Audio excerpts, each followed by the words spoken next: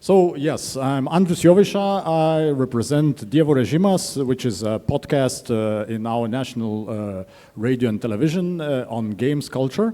So I invite you to to watch it, listen to it.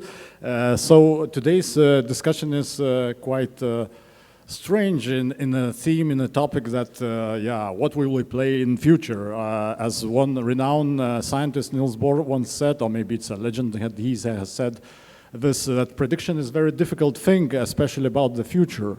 So my colleagues here, I think, will help me do that, predict the future. So I will start with Austėja Ramuckytė, who is also a YouTube creator and a marketing specialist, and Qbuilds marketing specialist, I think, yeah? Then I will go to the veteran of game creation, Mr. Thaine Lyman. He's quite really has a long experience in Activision, working on Call of Duty and some kids games also, as I understand. And then he continued in wargaming on World of Tanks, Blitz, if I'm true, here in Lithuania. Then we have Stefano Accossato. Okay, I would say, I had to say Stefano Accossato. It's actually Stefano. But Stefano. Okay, my bad, yeah. So he's head of business development in TutoTOONS, a Lithuanian company creating kids games. And lastly, we have Kristian Lundquist, CEO and co-founder of Qbuilds and Grow Play studio and initiative, and also kids games. So it seems that today we are really going to speak about the future, what our kids are gaming now, and how to I don't know, create games for them. But maybe first of all, I would go on such an easier topic. One of the trends that we see lately is mass layoffs.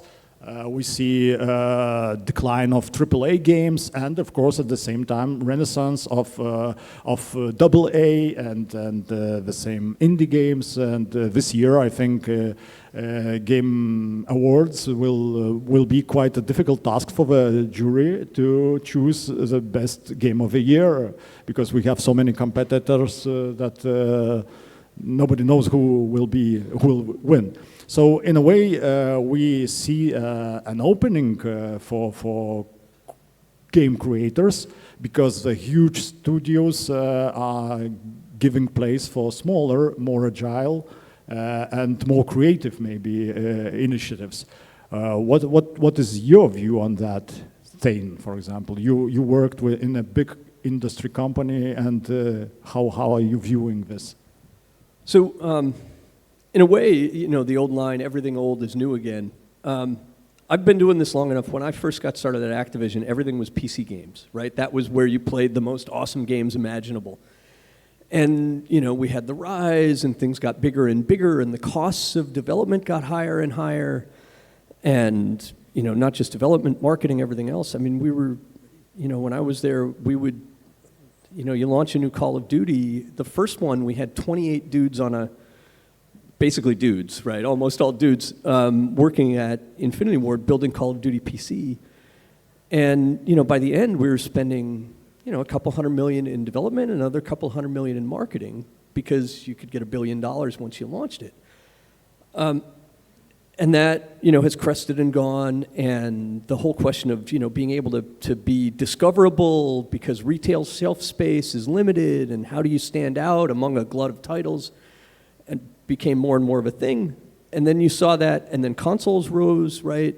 Same cycle, and then mobile rose, you know, the same thing, right? Now, mobile at first was the place where it was, again, a few developers, garage development, and suddenly it's, you know, hundreds, if not thousands of people, and the retail shelf space has been replaced by a digital one, but discoverability is a huge problem, and how do you get noticed?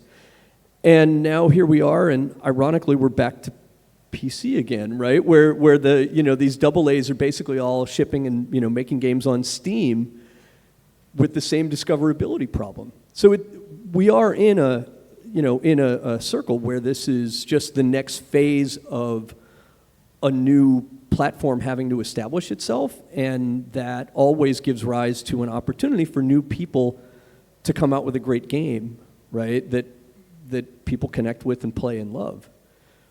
But it is familiar, right? For all the people who are panicking and talking about, oh, it's the death of the industry. No, it's just the continuing rebirth, just like the last 3-4 cycles of this. It's like that engineer in Prometheus, where he drinks that and becomes small parts that give birth for another creators. Kristian, Swedish industry is quite strong in Europe. I think maybe third or fourth place in Europe. How do you view the change in your industry? Did you had many layoffs in your industry and big corporations? I don't know, maybe declining. Yeah, we are. Maybe take mine. Try this one. Yeah, we are suffering as well in Sweden as everywhere. I don't have the numbers and I can't really compare with other markets or countries, but there is one thing that we are quite good at in Sweden, that is innovation, and if people get laid off, they start a new studio or they do their indie thing, especially people at big companies take their chance now to, if they're not tired about the, of the industry, they go and do something new. So in a way, the layoffs are good, I think, for innovation and in the long run. Depends on how you deal with it, of course. But yeah, we are suffering. Another thing which is pretty good for the Swedish game industry is that it's quite diverse. We're good at mobile, we're good at PC, we're good at, we're pretty successful in various areas, which makes it less critical if one track is going down. There's other tracks kind of supporting, keeping it up and sustaining the industry, so to speak. So yes, we are suffering as well, but hopefully there's good things. There are good things coming out of it. Do you think that we will return to that AAA studios times, or this lesson was learned and there will be always like measured growth and development of big studios and big blockbuster games? Well, I'm an indie guy, so I wouldn't really even try to guess that answer. There are big studios in Sweden that are still doing well, and if you speak about a more general level, I mean, as you said, I think this is going in circles, and we're going to continue go in circles. My personal belief is that without any experience from AAA studios, noted, is that they are figuring out now what to do next, and that's going to take some time. And they're looking really close at the innovation pace of indies. I see indie studios coming out. I mean, my neighbors at our co-working office, they're straight from school, like 21-year-olds making crazy good games, cheap and quick, and they work really, really well. So I think the AAA studios are going to look at these kind of innovation processes that these crazy 20-year-olds have and learn from them. That's my kind of prediction. Yeah, it's the indies will become the new AAA studios. Yeah. So it's your dream, I think. I mean, there is proof of that. I mean, look, Minecraft was this crazy, weird indie thing, and now it's owned by It's as corporate as you can possibly be, right? Roblox, the same thing, right? Again, pick any huge mega hit whatever, right? If you trace it back to its roots, it started with a very small group of people who built something that was really amazing and served an experience that wasn't already being served everywhere else. And I think the problem that the big AAA has right now is the risk appetite, because the cost of failure is so high. Nobody wants to take a risk, right? The risky stuff, the innovative stuff has to come from somewhere where it's cheap, because then if it doesn't work out, nobody cares. But the ones that survive, right, we don't hear about all the indie things that were terrible ideas and didn't work out because they just die mercifully, quietly. But the ones that break out, we all know them and they become legendary and they give birth to a whole new paradigm that then becomes AAA, right? And the cycle goes on. Yeah, you kill a dragon, become a dragon.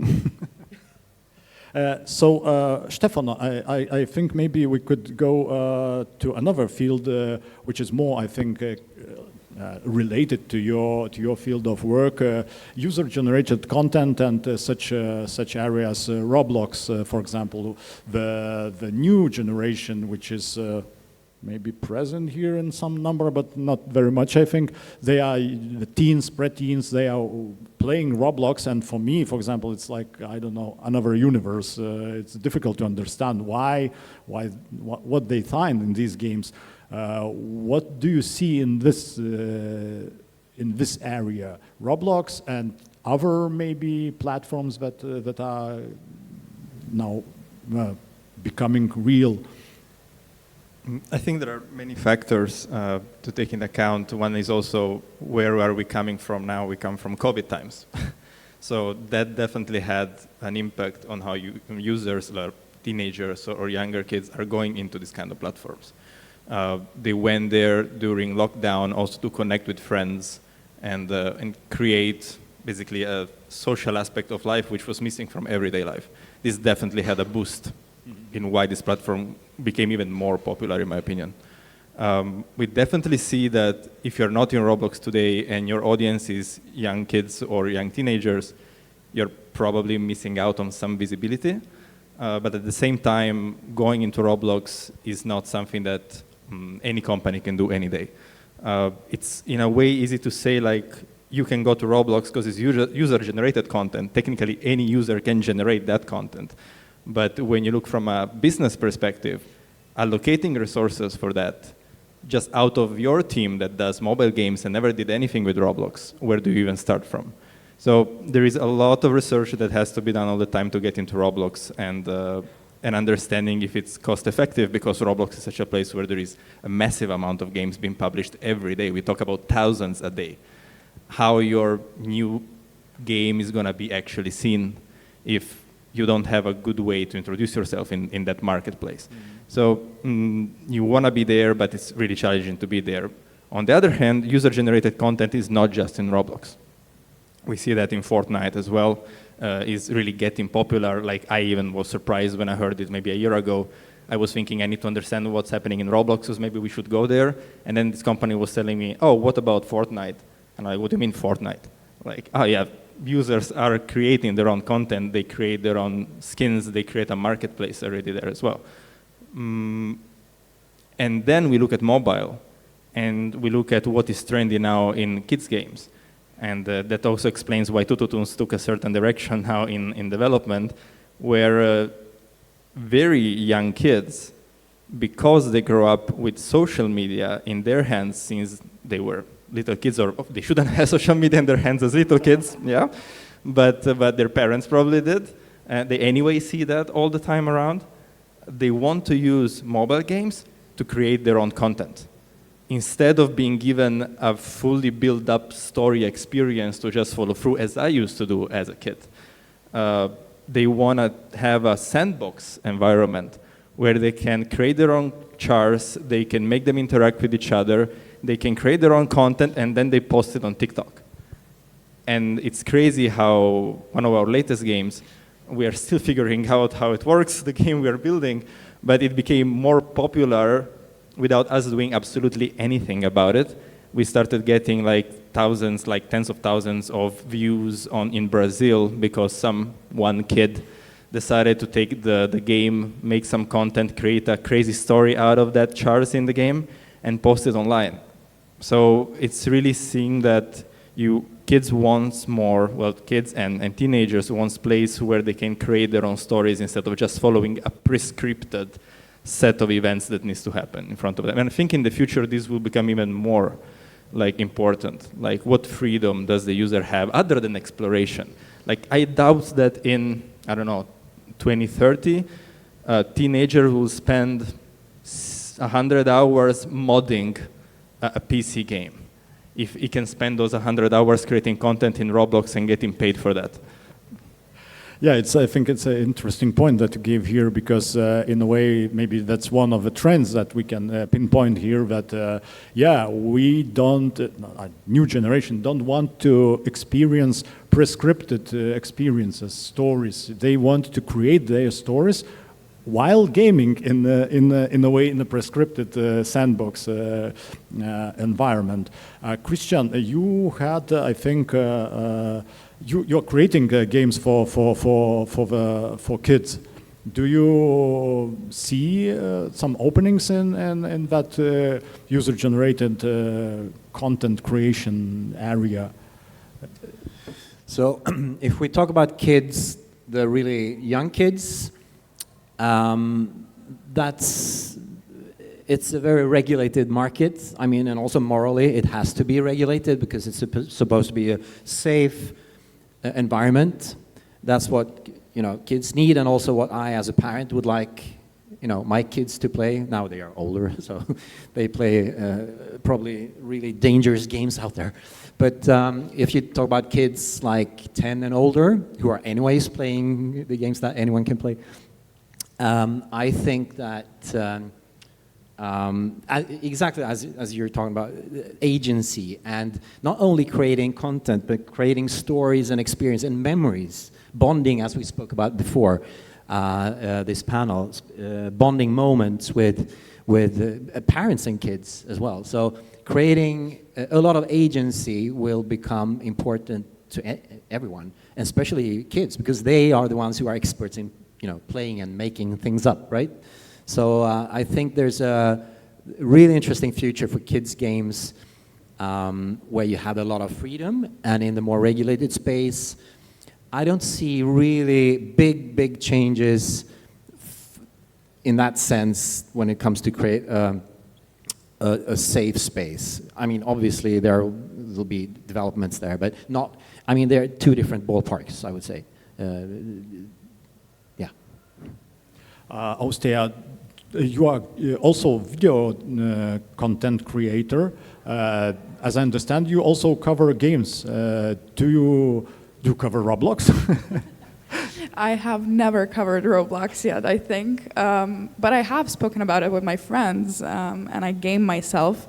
I have played Roblox before. But this whole trend, I feel like for the end user, the gamer, right, it's only the positives. We have a new generation of game developers growing up who are gonna get this huge industry experience before they even finish high school. And of course, a lot of risk is involved, and there has to be regulations and safe space for kids, as we talked. But in the end, I think, and I kind of want to touch back on the first topic about the AAA and indie, I think this might be a risk and a threat to AAA as well. Because in the end, everyone is fighting for our attention, our gamer attention. And if these Roblox kids can take that attention from me, that means it's gonna be less attention for AAA. So for the end user, I think it's only the positives, and I like where this trend is going. I think it's gonna maybe not revolutionize the whole industry, but definitely bring in some, new outlook, maybe new storylines, new games, definitely. But yeah, definitely some regulations have to be involved, because if I'm correct, actually, I don't know, but I think Roblox takes the biggest cut from the developers than any other platform, right? It's like 80%. Yeah, exactly, like 75 point something or near to 80. So that maybe needs to be worked on, but yeah. But of course, yeah, Roblox has, I think, these some millionaires, guys in teens that are already millionaires because they made a quite successful game on that platform. And of course, Roblox, I think, another thing that you, Stefano, have mentioned, is that they are not only creating gaming experiences, but they are also creating other tools in a way. I think there is even dating platform there, and then quite different exotic things on that platform.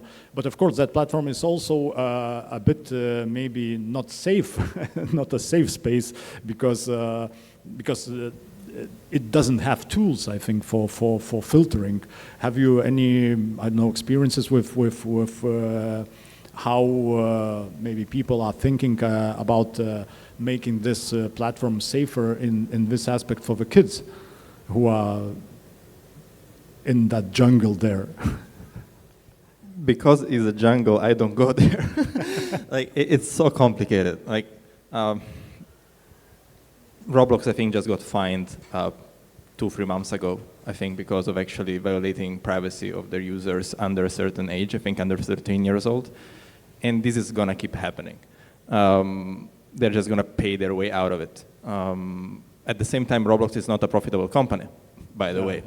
It has the biggest amount of daily active users, it's still not profitable. So is it really Roblox the future, or is it gonna be something like Roblox the future? Still, I don't fully understand how everything works on the capital aspect of what's happening there. Just look at the OpenAI. You can burn cash. It's gonna be a Roblox bubble, but I cannot comment. I mean, I know about all the systems that are out there to protect kids' privacy and get parental verification and whatnot, and I think Roblox is exactly doing that at the moment. It's trying to implement all these systems that get somehow access, I'd say, the kid is then allowed to do certain things in the game because there was a parental agreement, right? But still, we are a little bit far from ensuring that this works really well. I mean, people are creative, kids even more. They will always find a way around it, right? Something falls through the creeks. Yeah, so, but maybe we can move away from Roblox, as many of you have experience with creating games for younger generations. Platforms are, last 2 years, I think platforms, of course, motivated by legislators, are moving to more strict criteria. And as I understand, it's more difficult and difficult to navigate between all these restrictions and different things that in a way set to safeguard our to safeguard safety of kids, but maybe in the future they will be breaking the business models for you as a creators, because you have to put more and more effort into promoting your games, and it's difficult to do that. Well, I think, look, the last thing you said is the big issue, right? Promoting. Again, every one of these generations, right? The recurring story is at some point there is a proliferation of content available.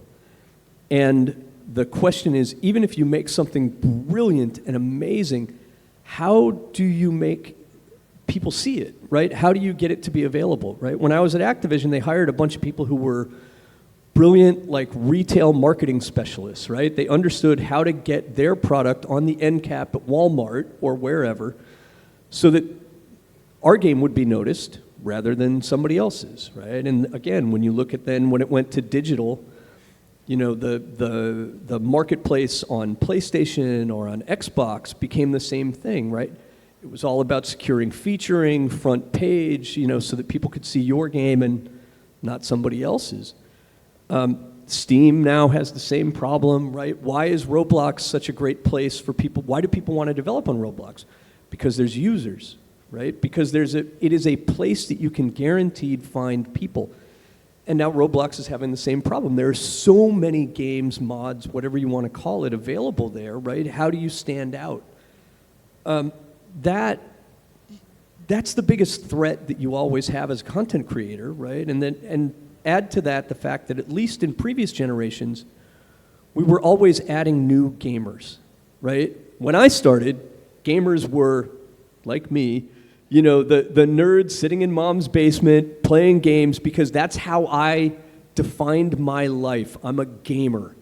Unlike my friends who were this or that. sportsmen or musicians or actors or whatever the hell, right? And now gaming is, everybody does it, right? So we've got, as an industry, our biggest problem in some ways is there's no way to grow the audience of gamers anymore, because the audience of gamers, the plus side is, it's everybody. It's all of humanity, effectively, right, plays games.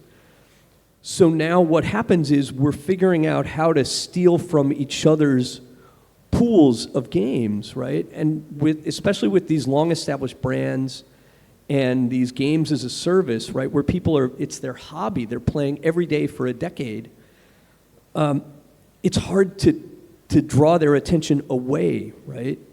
That's the reason that we're struggling as an industry, is exactly that, because we're all fighting in what in some ways is a zero-sum game to steal the eyeballs away from one of our colleagues and towards the thing that we are doing, right? But that's, again, every industry ever on the planet has always faced this problem, right? You need to create something that is great and wonderful and exciting and interesting, and you need people to see it. So I think the challenge, right, is that we're having right now is that we're navigating a new maze of discoverability. And I think that's the problem more than it is a problem of new, brilliant, wonderful, exciting games to be played. Right? The problem is right now a bunch of great games are being built, and it's easier and easier and easier. Forget even AI, just the rise of engines, right? Any kid basically can download Unity or Unreal and start figuring out how to build a game, right? And now with AI, that only gets easier. All these things that happen. It's never been easier as a person with a great idea to create some cool, new, wonderful experience. But that also means there's an infinite number of games out there, and so it's never been harder to grab a megaphone and get people to notice your cool thing and standing out from a sea of, let's face it, not all great stuff. Yeah, this I think this is the mission of Austėja, to grab that megaphone as a creator, because in a way with that influx of overabundance of games, the role of curators is really important. And what is your view on your role, and how do you see that developing in the future? Yeah, so I think in recent years, marketers have kind of stopped just throwing money at the wall and putting, big advertisements or whatever that they hope will catch people's eyes. And they've been thinking a lot more. And with the industry of gaming, a lot has to do with content creators and streamers, especially. Platforms like Twitch, Kick, maybe even YouTube, are becoming more and more important, and we see content creators get deals, and get approached, hey, can you play this, can you do that, can you say this, because they have built an audience over time that we kind of want the attention of. So I think that nothing's gonna, like what I see happening in the past couple of years, I don't see changing. I see even more growing, and I see, developers maybe trying to have some type of communities of their own streamers, content creators, or whatever, gamers maybe. And maybe I see a change in some platforms like Discord. I think Discord could become something like Steam is now, but better, and being also a platform where you can market your game.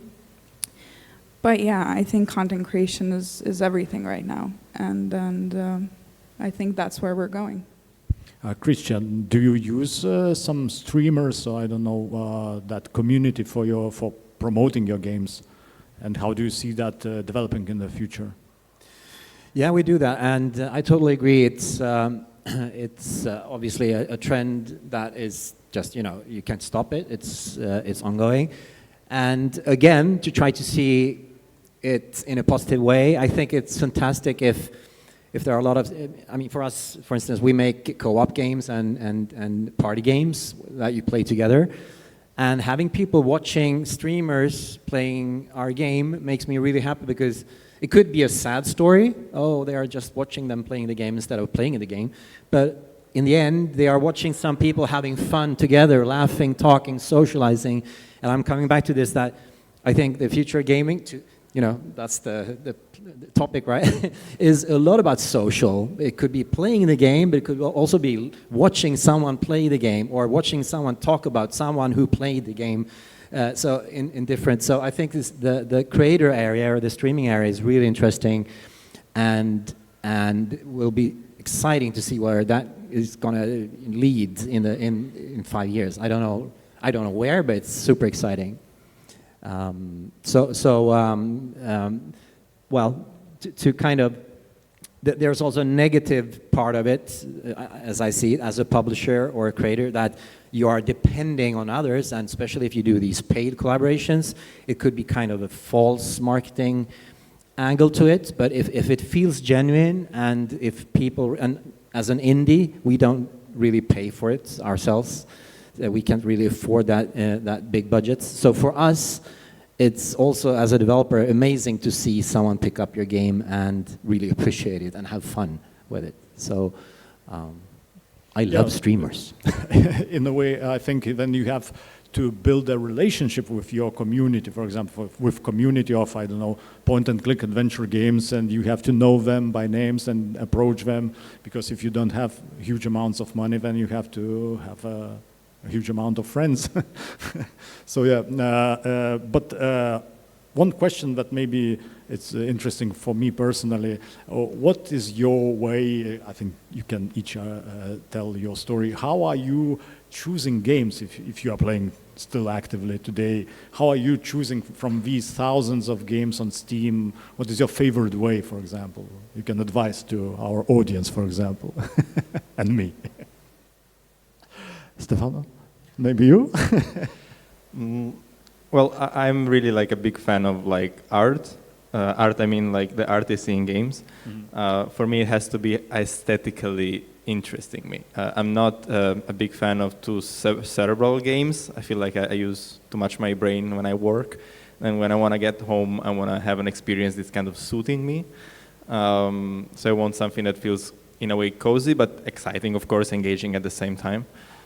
So I can be interested in like AAA games. At the same time, I feel like I don't have so many hours to spend on playing a bunch of AAA games that takes 100 hours each. Oh my God. But if I have a nice indie game that I know I'm going to end it up in like 2-3 hours on gameplay, I feel like, good. I have control over it. I would always choose to play this game rather than, I don't know, mindlessly watching some random stuff on Netflix, you know. Thaine, maybe you have some recipe. I think it's like Stefano said, in some ways, man, in a way, I am dreading when the new GTA ships. Because I can tell you what I did when the last one shipped, right? Nobody saw me, right? That was it. I went into my room. Thankfully, it's not a basement anymore, right? But I went into my room and I played. Zombie with a controller for, 100, 1,000, whatever hours, and that was it. I can't do that again, right? I disowned and divorced and left off in a corner somewhere. I wouldn't notice, right? Until a few hundred hours later when I look around, like, why are the lights off and the food has stopped coming? It's summer already. Yeah, exactly. Right? Winter is coming again. But it's in some ways it's terrifying. A game like Outer Worlds, when it shipped, was great for me in a way because it was like bite-sized RPG, right? I got all of the cool stuff from the typical RPGs that I used to play that would take hundreds and hundreds of hours, but it was a little more streamlined and I could actually finish it and not feel a sense of discouragement that I was never going to get to the end of the story. I think more and more, and the trend that we're seeing, right, is that you're not, as a person making games, you're not just competing now with other games, you're competing with all media, right? People are, it's more fungible. People are watching other people play games. Again, as the nerd in the basement, like that, it offends me on a deep-seated level in my bones, right? That, like, are you serious? Like, how can you enjoy just watching some other person play? No, but you can watch people speaking about playing. Yeah. It's a third level. Right, them saying, I like this is so wonderful. It's like a cooking show. You're not tasting the food, right? You're watching some other guy taste it and go, tasty. It mystifies me, but this is a thing that people do, and it's not just watching things about games, it's watching. TikTok in some ways is the greatest threat to the gaming industry, right? Because people are now just, instead of gaming, they're just watching short form videos, and that's how they spend hours and hours and hours, right? The thing that I think people still kind of forget, right, is that, and this is, it doesn't matter, rich, poor, whatever, all of us can only give 24 hours in a day.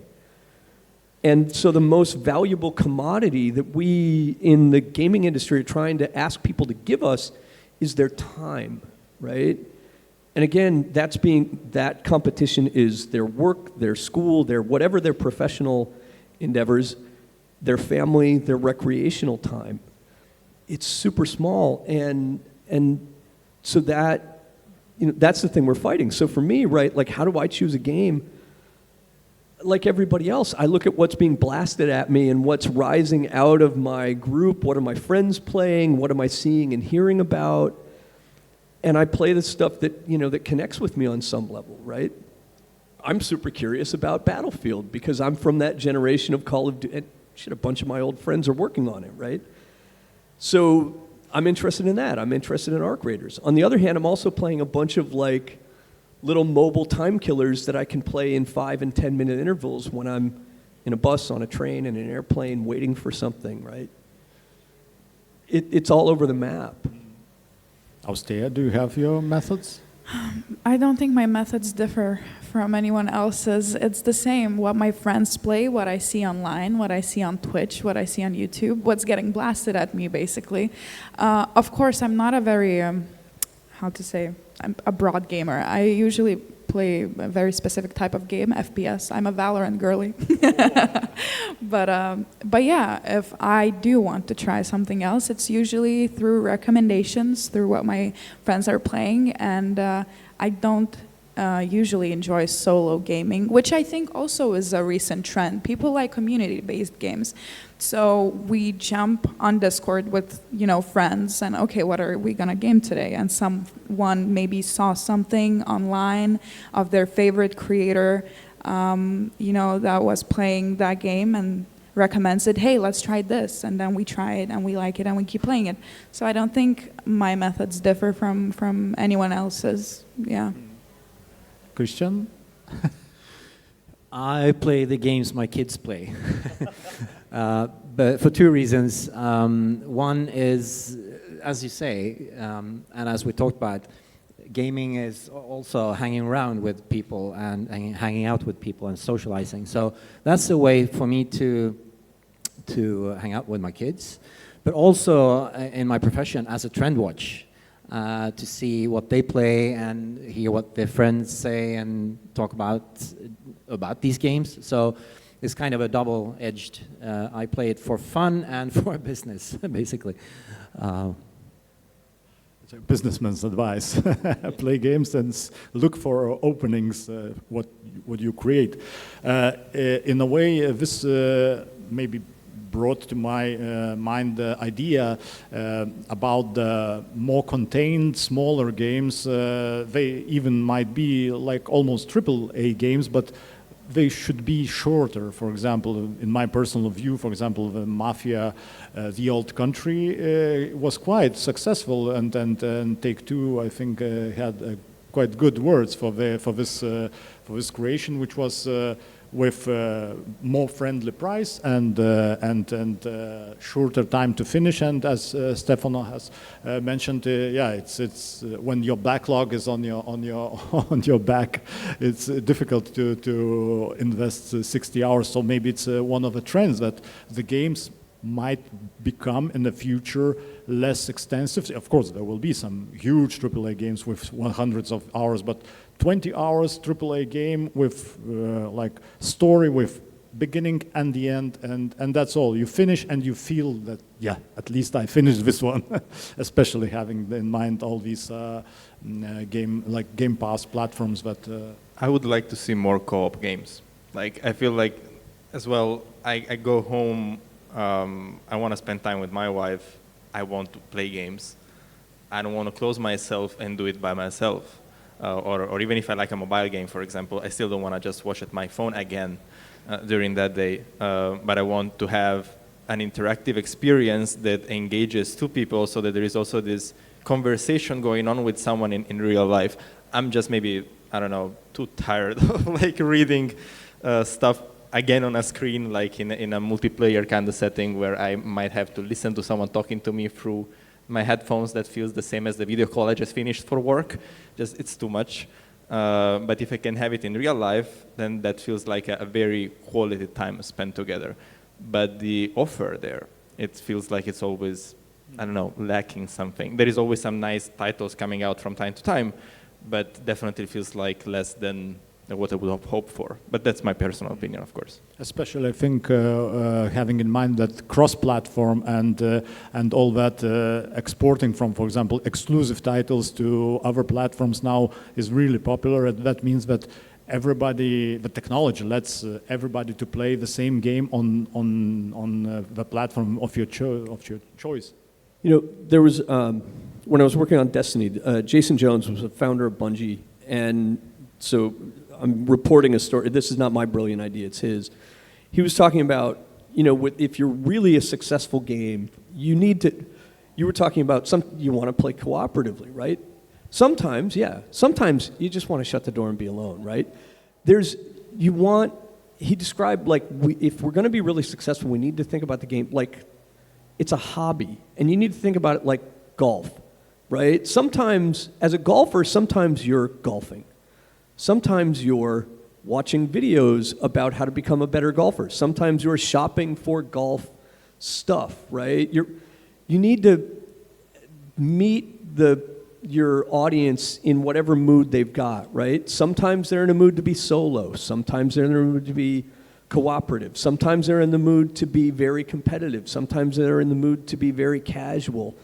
And so a successful entertainment product of any sort, right, finds a way for that thing to be available to that person no matter which of those moods that they're in, right? If a thing only serves one of those moods, only is really great at one of those times, then they're only going to play it at that place, right? But if it can become a thing where their whole world can always revolve around it and they have a way to interact with their favorite hobby, no matter which of those modes that they're in at that moment, then it's super, super successful.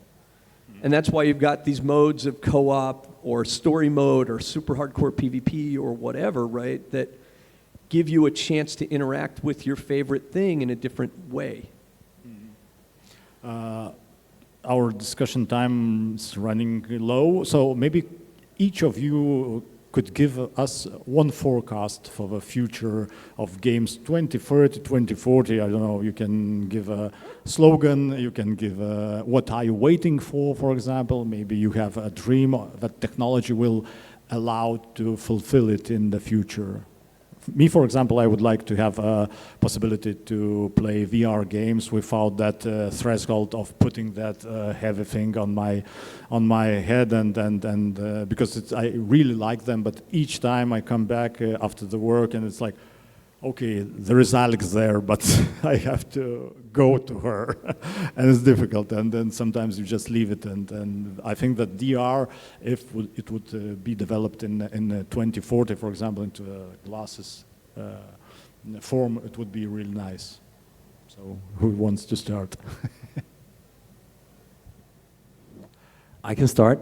I would like to see, which is already existing in a way, but it's not mainstream, but controlling a game with voice or your eyes or, you know, other ways than the traditional ones.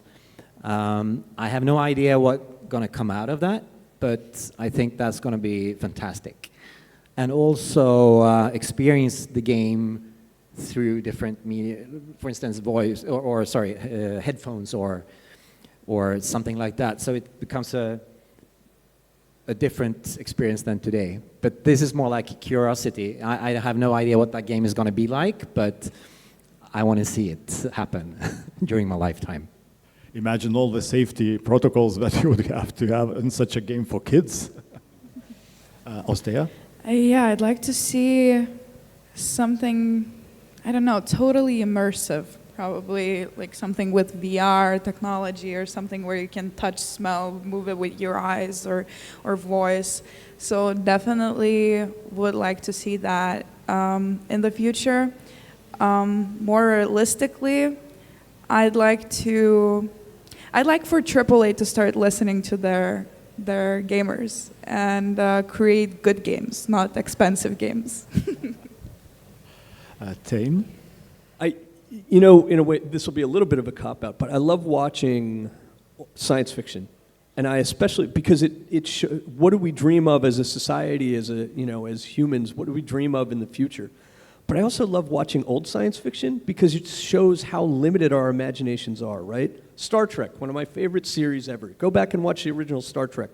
We could dream of a universe where we can travel faster than the speed of light, meet alien races, infinite variety and combinations. We couldn't conceive of a computer that didn't have twiddly, switches and buttons and dials, right? How limited we are in our perspective to see the future. We can imagine the big things, but not the little changes.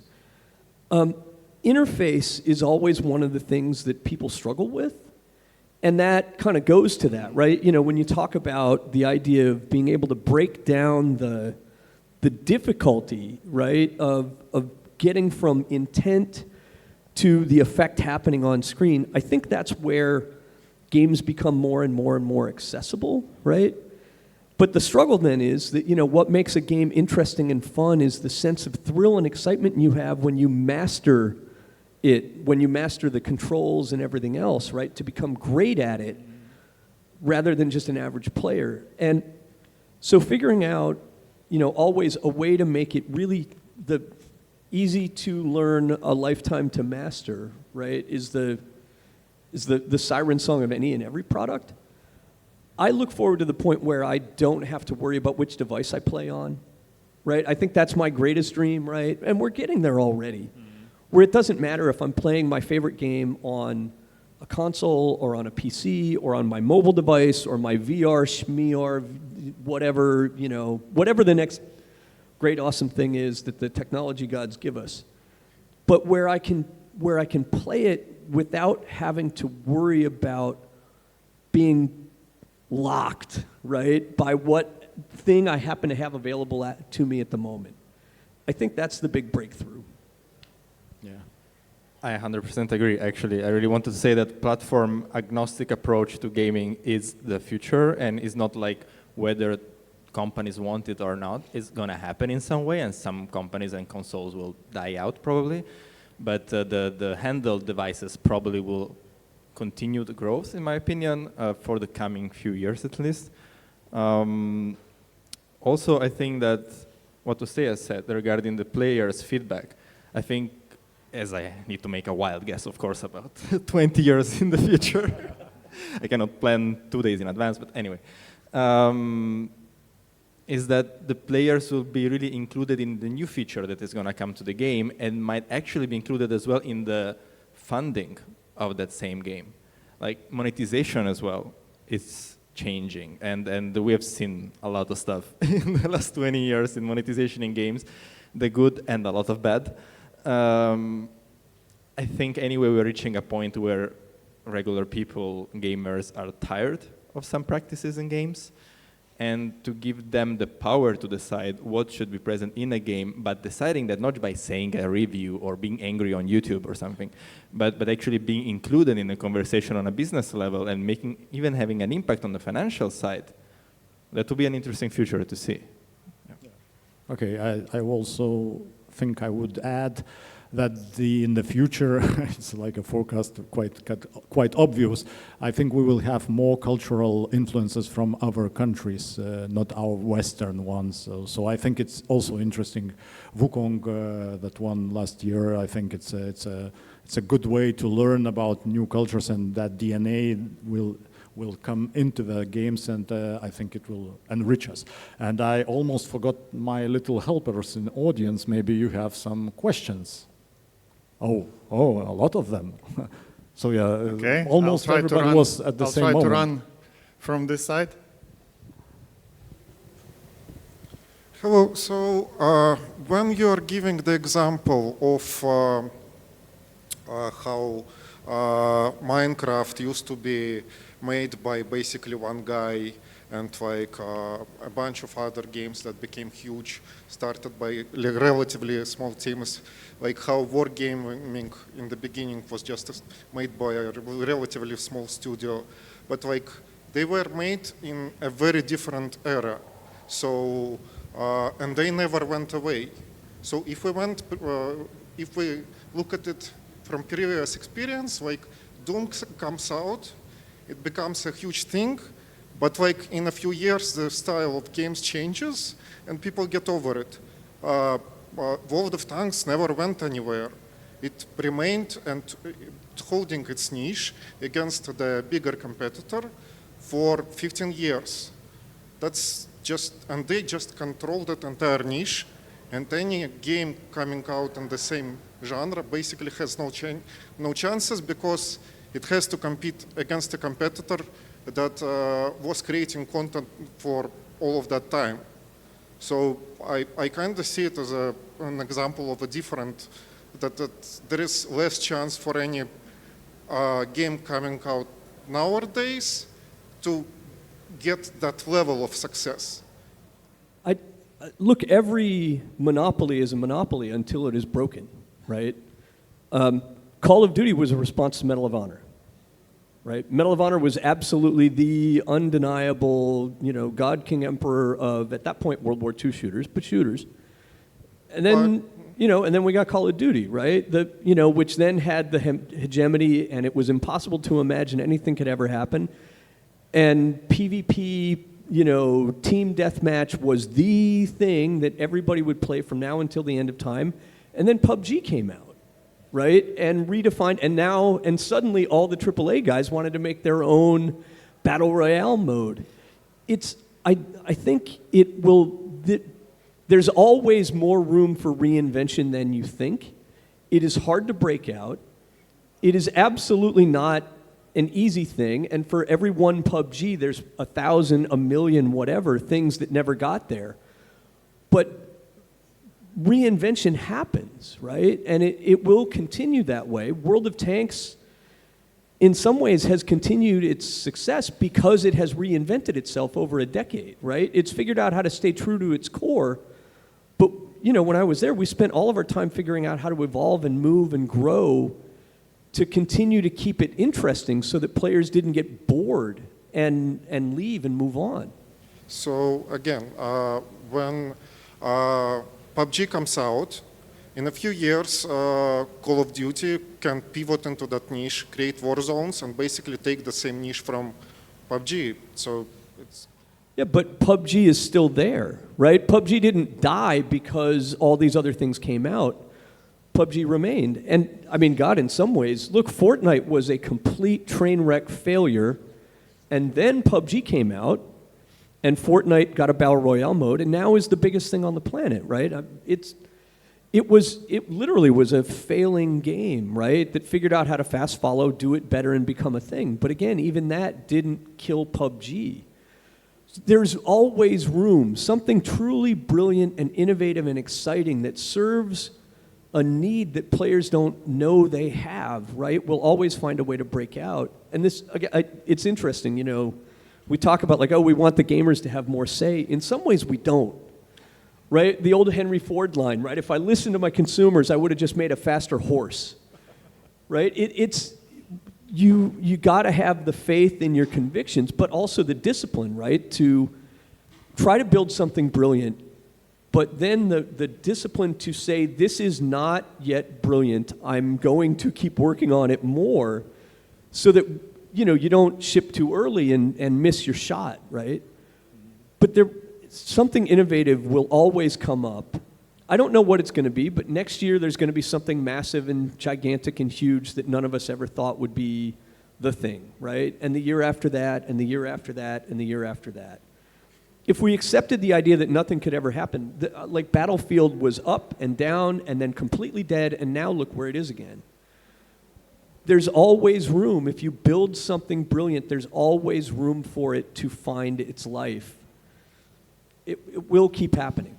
Next year will be GTA 6, I think. This is Maybe. I mean, yeah, maybe it's like November is already. At some point, it will come. Yeah. Can I just add that I think there's a really interesting thing going on Steam right now, where small studios they ship friend swap games that go crazy good. They sell really well, and they have a very low cost. So I think it's an existing example of how things might be changing. It might be a trend, but it's worth checking out. I think we have place for one or two questions. I think. Okay. You mentioned platform agnostic games. Oh, you mentioned platform agnostic games or friend going towards that. But currently the player profile and platforms, that's a big money, and they do not want to have that.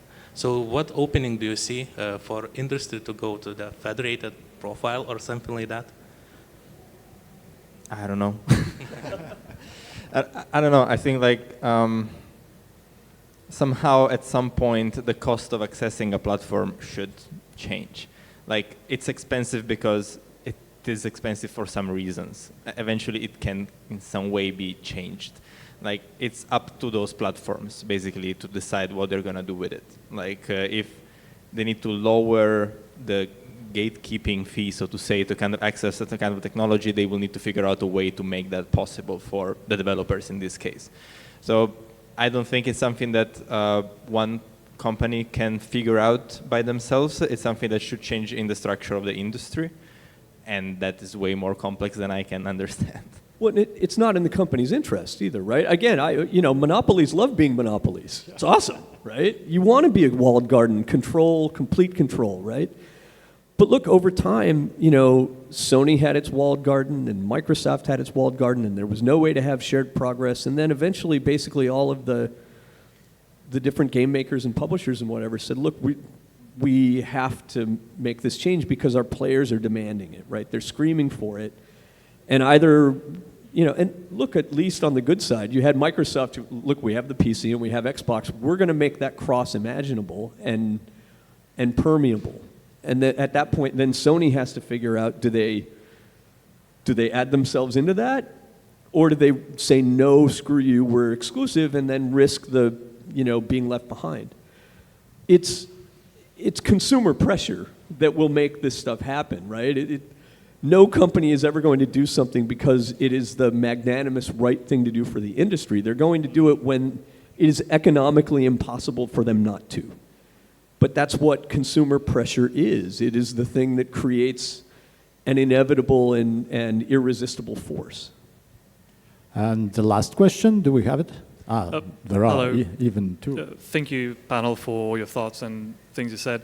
I was wondering how trends and anticipation of trends have affected the way you make games at your studios. How trends affected the way that we make games. Yeah, have you followed them? Have you optimized for content creation and stuff? It's a trap, maybe. Yeah, no, look, I mean, it's the easiest and hardest thing in the world, right? So you got to look at what is happening out there in the world. You have to also understand that some things are fads, right? And if you follow the fad, the problem with game making is it's long and slow, and by the time it comes out, that you're onto a new trend. This, I think, is where these open platform things, right, have a huge advantage, because whatever the trend is, you can quickly, right, like a new Roblox mode is fast to get out there and can follow the new trend, and then by the time that trend dies, a new one can come. We made a bunch of missteps, right, on the Blitz side. We listened to a bunch of Gen Z research, built a bunch of features, and then we came out and a bunch of people core fans hated some of the things that we were talking about shipping, and so we went back to the drawing board. That is a risk, a peril, right? I think the core thing that you have to do, again, is remember that I don't want to say ignore them, but you have to remember that people want to play your game for a reason, and you have to be true to that and not be willing to sell that out, right? If you go too far, you lose it. For people making new games, honestly, like, build something that you believe is awesome, and then test it with your friends, and then with not your friends who will tell you the truth. And if they believe it's really, really awesome, then you have something worth shipping, right? So in some ways, I would say you have to be willing to ignore the trends and fucking go make the trends, right? Because that is how the great games thrive and prosper. But there is also a trend in game dev, but there's also a trend in game marketing. Like, and that's a different story. And the marketing trends may define the direction of your game for the time being. So for example, you see this happening a lot more and more. Now, in Asian market happened already for many years, and in the West it's coming maybe much more in the last couple of years. Maybe I speak from a mobile perspective at least. These collaborations with stars, celebrities, metal bands like Wargaming did, or K-pop bands, you name it. Like, do you want to miss out on this? Then this is a good question. Like, because if you want to be seen for the time being while that kind of fad, or I don't know, well, you gotta somehow figure out what is the lasting trend and what is a non-lasting trend. That's the hard part. But even the non-lasting ones, you want to try to jump on it with the marketing side and with some game integration, which is easy to do, fast to do. Your game should be flexible to accept those kind of things. If it takes way too long to review the code to add one more char, then it's not going to work out. And then you miss out on the success you can make. But to make a whole game just on a trend, it's a huge risk, even for, I think, an indie developer. Anyway, it's still your time and your life that goes into making something that eventually is not interesting anymore 6 months later. So what is not going to go away is the human aspect that you can meet in games. So if you can relate it to the emotions of people and trends in emotional awareness of people, I think you're not going to fail there. The rest is marketing. And my input is that we look at trends, but more like an addition to idea generation. And in the end, since we are indie, we thrive with the power of our employees' passion and convictions. So again, you need to believe in what you're doing, but you can you can have some guidance, trying to watch the macro trends, the micro trends, and so on. But in the end, and this sounds corny, but it's for indies. I think it's passion. If you're in it for the long run, that's going to make it really great. So we squeezed in one more question for a really important figure. Thank you so much. Thank you for the discussion. And since you're helping us to predict future, can you say your pick for Game of the Year? Thank you. Claire Obscure. The big game of the year? This year. Sure. I like Expedition 33. Peak. Peak maybe as well.